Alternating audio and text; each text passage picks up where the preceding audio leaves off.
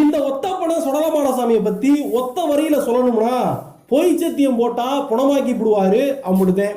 சரி, இவர் முதல்ல எப்படி பிறந்தாரு எப்படி வளர்ந்தாருன்னு சுருக்கமா பார்த்துட்டு அப்புறம் எதனால இவருக்கு இப்படி ஒத்தப்பன சுடலைன்னு பேர் வந்துச்சுங்கிற வரலாற விரிவா பார்த்துருவோம்.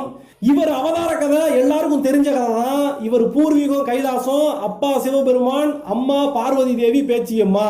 இப்படி மயான பேச்சியம்மா புள்ள வர வேணும்னு புருஷன் கிட்ட கேட்க சுடுகாட்டுல எரியிற பணத்துக்கு எதிராக மடியை ஏந்தி நில்லுதாயி பணம் எரிஞ்சு அதுல இருந்து தெரிக்கிற சதைய பூரா உன் முந்தான சேலையில வாங்கு, அப்புறம் தெரிச்சு விழுந்த அந்த சதைய பூரா ஒரு பொம்மையா புடிச்சு வைன்னு பரமசிவன் சொல்ல போக அந்த பேச்சியம்மாவும் புருஷன் சொன்ன மாதிரியே சுடுகாட்டுக்கு போய் சதைகளை பூரா சேகரிச்சு பிண்டத்தை புடிச்சு முண்டத்தை முண்டஞ்சாமிய பெத்தெடுத்து ஆஹா இப்படி பிள்ளை பிறந்துருச்சேன்னு சொல்லிட்டு மனம் பொறுக்காம அழுது புலம்ப போக பரமசிவன் பிறகு மனசு வச்சு ஒண்ணுமில்லாத அந்த சதப்பிண்டத்துக்கு கை